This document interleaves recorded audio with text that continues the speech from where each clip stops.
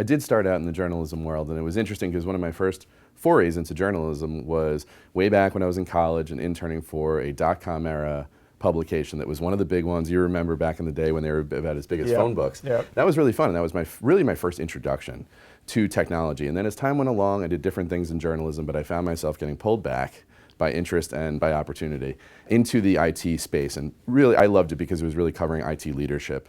I did a little bit of technology coverage, but not so much. It was really covering the people, the leaders, the strategy. Ultimately, I ended up becoming editor-in-chief of CIO Insight magazine and website. And that led me into really getting to know a lot of CIOs, getting to know the industry pretty well. And that led a little bit further down the line to having the chance to write a book. You and Dan Roberts, really interesting book, and I've read it, Confessions of a Successful CIO, How the Best CIOs Tackle Their Toughest Business Challenges. Why did you and Dan decide to write the book? It was interesting. We had been kicking around ideas for a while about collaborating, trying to write a book. Dan had written a few books before that had been pretty successful. And we kept zeroing in on a couple of different issues, but the main one was really, we knew so many stories out there. In both of our experiences in the CIO world, we had heard so many powerful leadership stories. And we also have seen so many great books. So we're looking at all the books that are out there, and we're looking, kind of, what's the opportunity here? Where can we do something unique? And what we found is there are an enormous amount of theory-based books for IT leaders, for what the future of IT should look like, the future of the CIO role. And there are some very, very smart people, very, very knowledgeable people writing those books, and they have a lot of value for the community itself and for the role. We thought, let's go back to what we know, these great stories of leadership. And then let's bring it into the forefront of today, of what we're talking about with the role itself and how much it's changed. And let's focus it more around the business challenges that they face. Notice that it's not technology challenges that we talk about in the subtitle, but business challenges.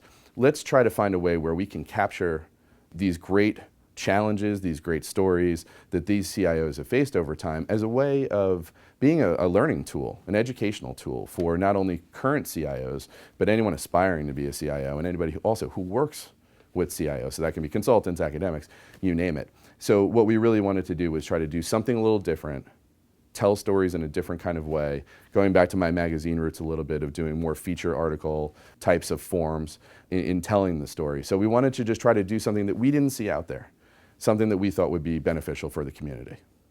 In your book, Confessions of a Successful CIO, you talk about 9 successful CIOs. There's lots of successful CIOs.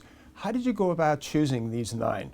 It was a really interesting process, actually. Dan and I, having the experience that we have in the CIO world, we already knew a lot of great stories, but we also said that we don't want to just go with the ones that we knew. We knew, like you said, that there's plenty more out there.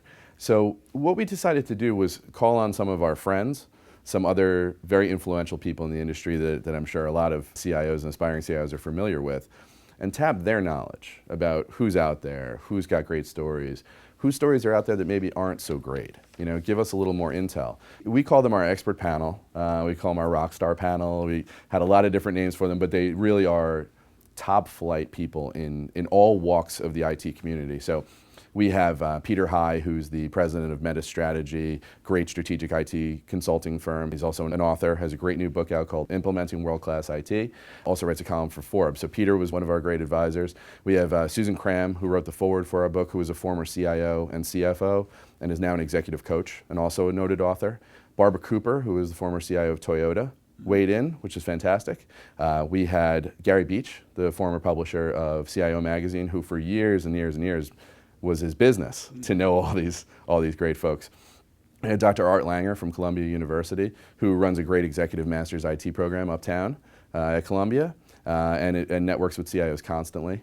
And then we had Sean Banerjee, who is the head of the CIO executive search practice at Russell Reynolds. So another person whose business it is to know what's going on, who's doing what, who's got the great stories, who's really driving the value. So we brought all these people together virtually. Would have loved to have gotten them together in person. We brought them all together virtually. We asked them a series of questions. We had a list of people that we were interested in and that we knew had great stories, and we let them weigh in. One of the great things that they brought to the table too was also helping us think about trying to get examples from across different sectors. Also trying to find stories that come across different topics. Yes. One thing we were sort of nervous about was going after a number of great CIOs and having them tell us the same story over and over. Let's talk about this one great transformation I did. Let's talk about this one outsourcing deal I did. Or let's talk about some people issue, whatever it might be. We want to make sure we got a really good cross-section of industry, of topics, and I would say to some degree of leadership style. So they really helped us kind of figure that out and find the right calculus for who these 9 were going to be. What's the central theme of the book? I think it's really about leadership. I think when you come down to it, all the time we spent speaking with these CIOs, very little of the conversation was about technology. So much of the conversation was about working with their executive colleagues. It was about strategy. It was about dealing with people. It was about major bet the farm type of scenarios. In many of these cases, if it hadn't been for what these CIOs were able to accomplish, some of these companies would have been in very, very dire straits. In fact, many of these companies were in dire straits. Some of them might not have existed if some of these CIOs had not pulled off what they did. So they're really very interesting stories in leadership.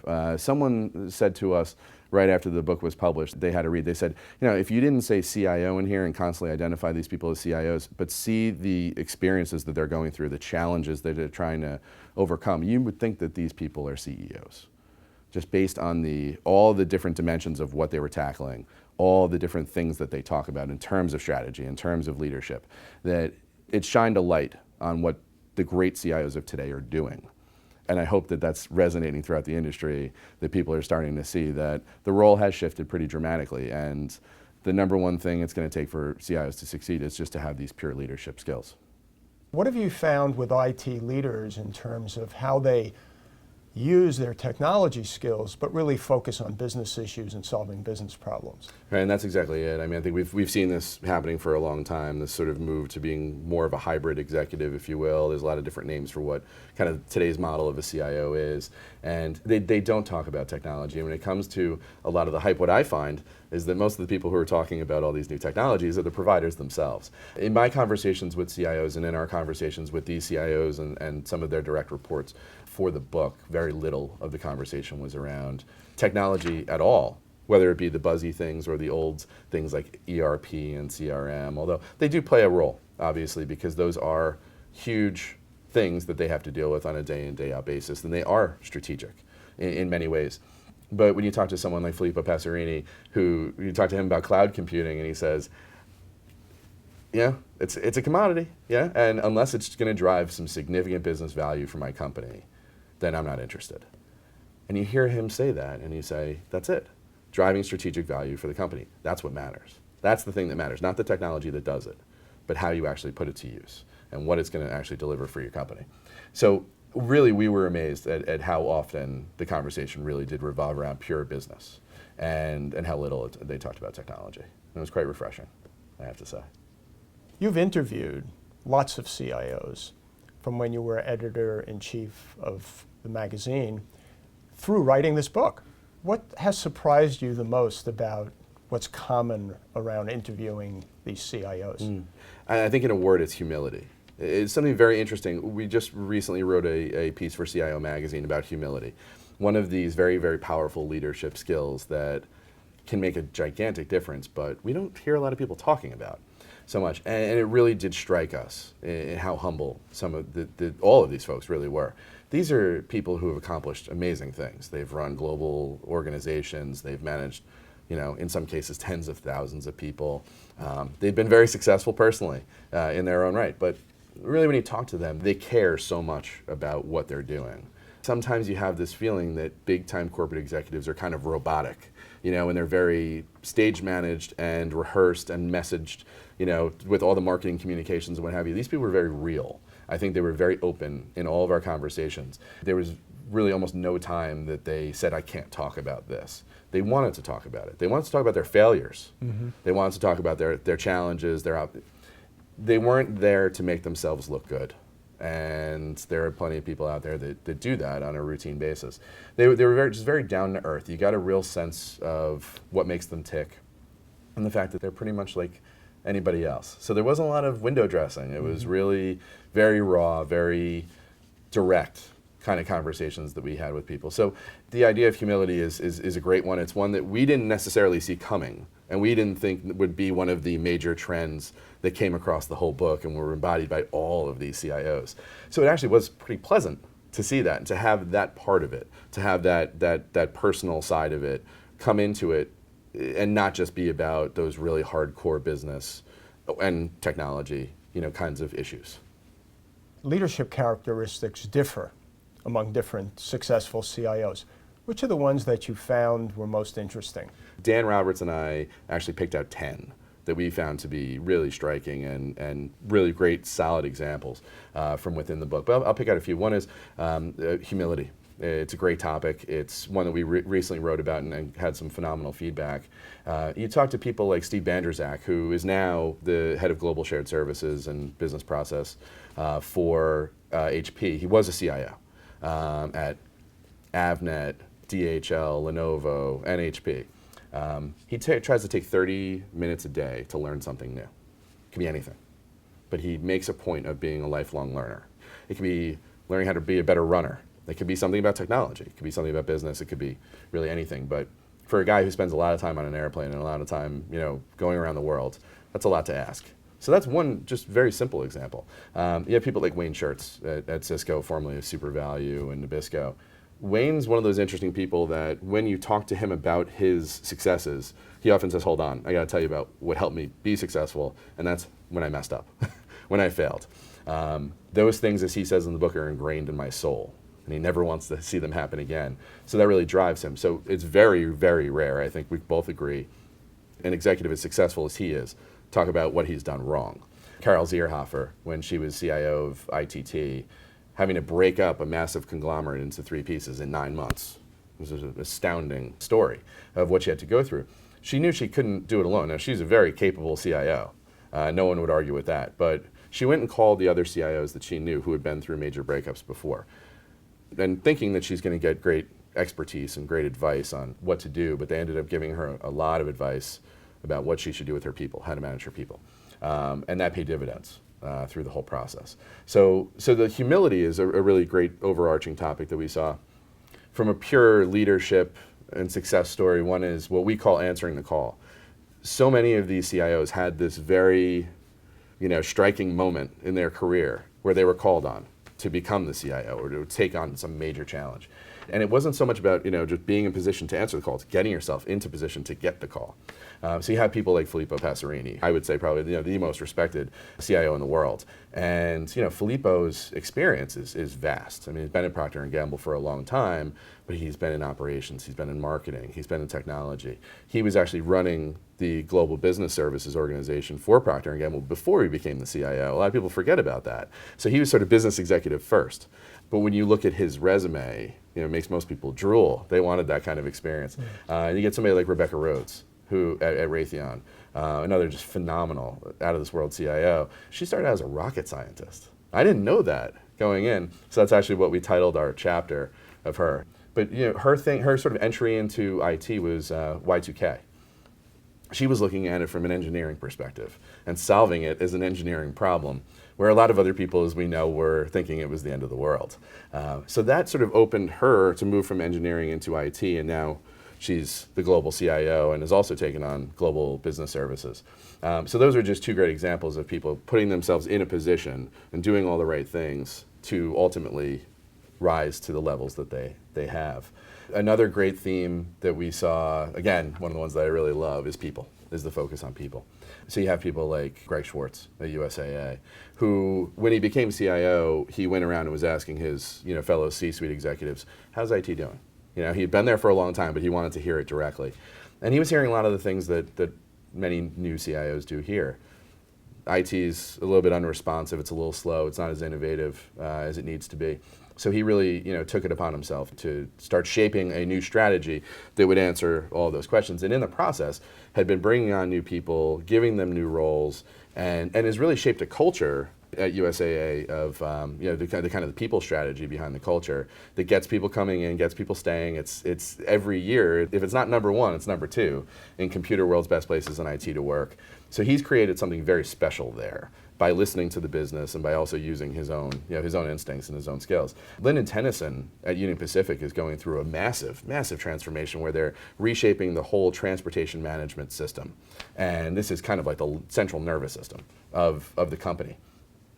It's taking about, it's going to take several years to do. And as you know, you're working on these long-term, multi-million-dollar projects. people burn out.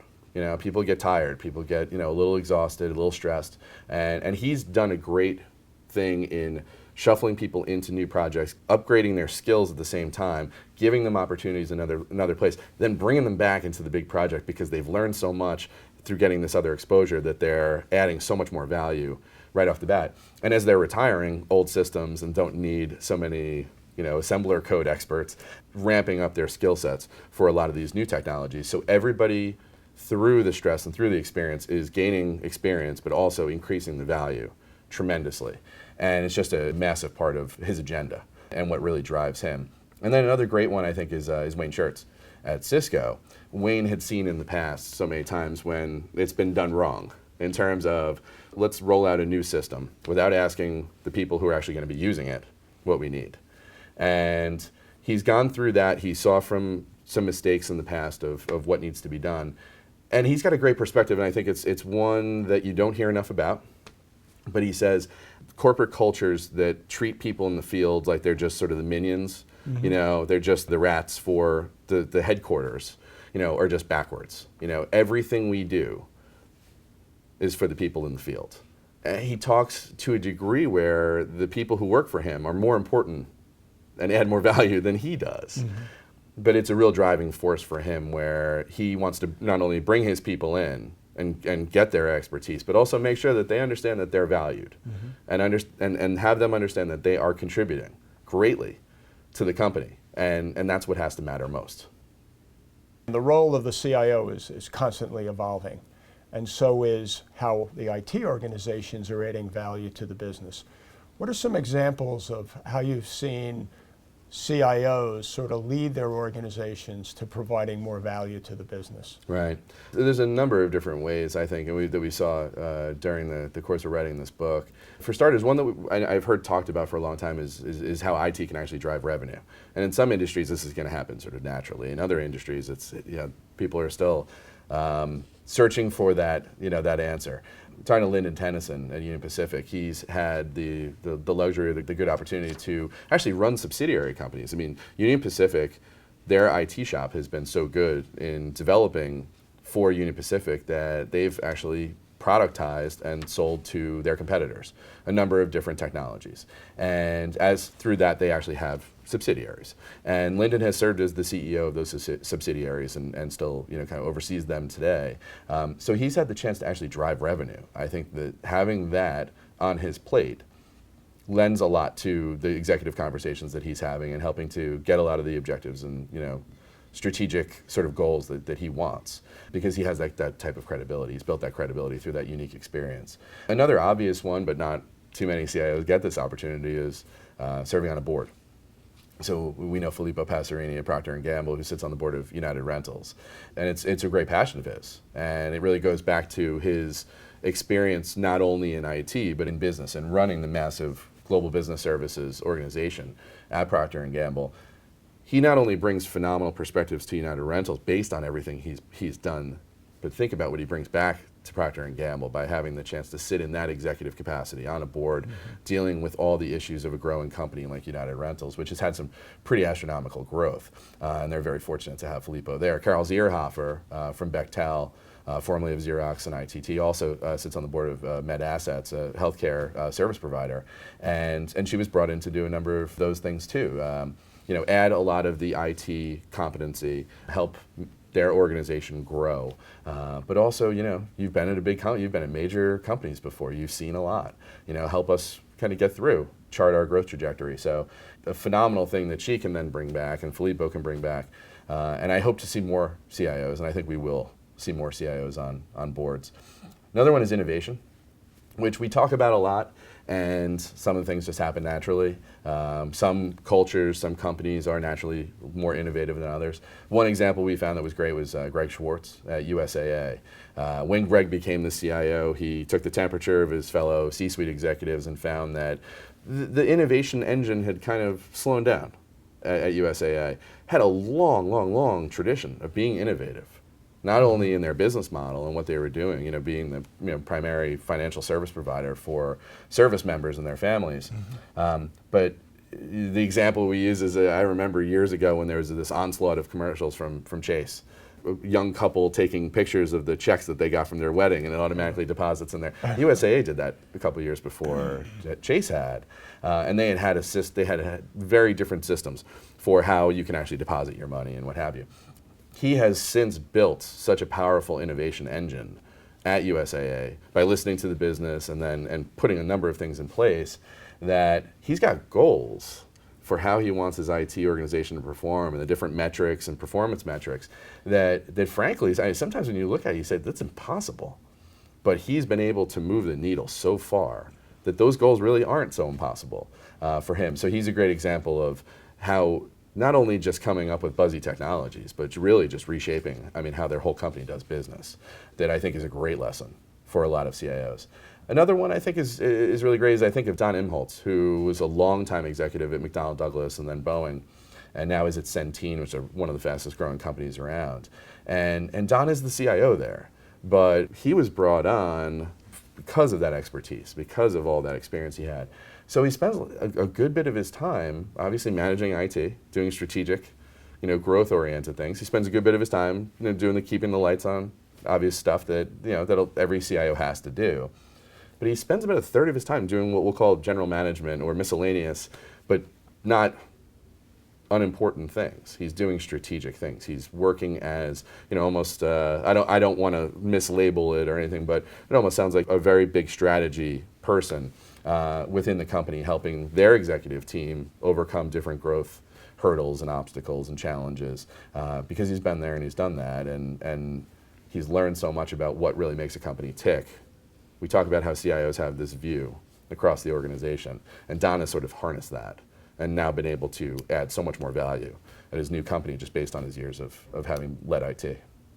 You're still talking to a lot of CIOs, and you're hearing about all the trends that are going on in the industry today.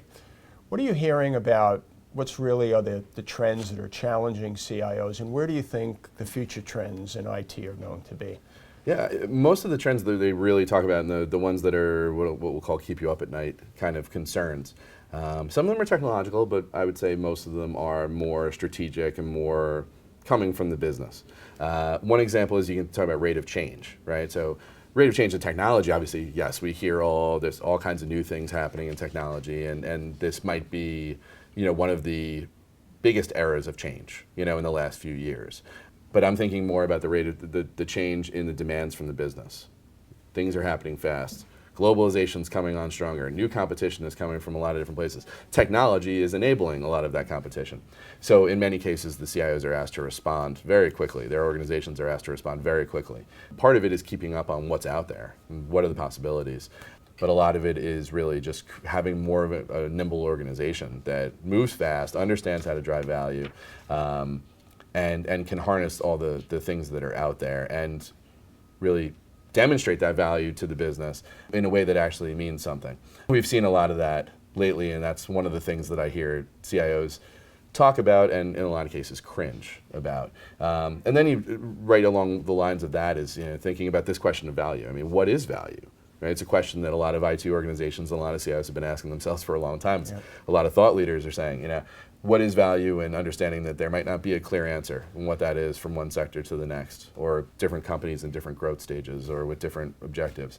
But it's really still a very pressing issue, another keep you up at night kind of thing, of what am I doing to drive value for my company? Not just how am I cutting cost in my IT organization, but how am I driving operational improvements, and how am I helping my company grow globally, my IT organization, to enable the business to do this. It's a lot like our friend Filippo Passerini says, is staying relevant and being relevant to the business and showing that you can drive that value in the context of what it means today and what it means tomorrow. And a lot of it is also what Filippo says about anticipating. You have to be able to see into the future the trends that are going to affect you, and then be able to make those changes and advise the business on how to make those changes. Another one that might be a little more IT centric, but I still think is more of a cultural issue, is security. Obviously, nobody wants to be the next Home Depot or Target or Neiman Marcus, or the list goes on, as we know. So the security issue with all the bring your own device and all of these new technologies and increasingly mobile, world is a bigger issue. But when I talk to the CIOs who are facing some of these issues, which I guess is pretty much everybody in one way or another, it's not so much what type of technology am I going to use to secure this device, or what sort of am I going to use to secure the system. It's more about creating a culture where this is a high priority. It's not one of these things that you're left to the, oh, that's just an infrastructure issue, or that's just an issue that's over here, and that person will deal with it. And it's more about having a culture that understands that their customers, their end users, whoever it might be, are affected by this and are fearful of this. And they need to have the trust in that company that your data's secure, my credit card's okay, I don't have to worry about identity theft and all of these other issues that come from that. So that's one of those things that, it can end up costing you your job if you don't do it the right way. And nobody wants to be the headline and have to be the sacrificial lamb for this. So it's an obvious concern, but I do like the fact that it's gone beyond just becoming a technological concern and a bits and bytes kind of conversation. What do you think an aspiring CIO or someone who's reading or has read your book should take away as lessons learned? There's a number of different ones, and there's a number of different stories in there. So I hope that everybody's taking away a lot of different lessons. As we say, hope that read the chapters a couple of times, because you're probably going to see something new every time. But from a bigger picture perspective, particularly for the aspiring CIO, or maybe the CIO at a smaller company who wants to move up into a bigger company, still kind of has their sights set on that role. One thing I would say is that these CIOs in the book are talking about some monumental challenges that they faced. These were really make or break, do or die sort of situations. Every CIO is going to face some major crisis in their career. And if you're an aspiring CIO and you're maybe a couple years away, if you're not thinking about your crisis management skills, if you're not thinking about how you would handle this, how you position yourself, how you're going to manage your people through something this critical, or as critical as some of the experiences in the book, you're going to have a really, really rude awakening. So start thinking about that. Think about the fact that you will face one of these challenges, whether it be insecurity, whether it be something that was caused by the business, who knows? But you're going to face a crisis. Be ready for it. One thing to never, ever underestimate, and we hear this a lot, but I don't think it's talked about enough, is don't underestimate your people. And don't think that your people are going to manage themselves and that a culture is just going to be created from nowhere. In many cases, we've seen CIOs come and take over organizations that the cultures were failing, or in some cases non-existent when you really think about what a culture should be. So it's very important that your organization knows what your objectives are, what your strategy is, what you believe the mission of IT to be. Mm-hmm. And it needs to permeate. It needs to go all the way down. It needs to be the lowest level person can recite that as easily as you can. And the other thing, and it's sort of in a different context, but Rebecca Rhodes talks about when she was leading a whole massive transformation at Raytheon, she said, one of the things that's most important is getting it sold, right? So getting the buy-in from the executives, but keeping it sold. And this was a really, really interesting conversation. Because you can get everybody on board with you, but in some of these cases, these long-term, they have to be multi-year things. Even as much as the rate of change of IT and the business demands are changing, there still are some things that are going to take a very long time to do, very long time to transform.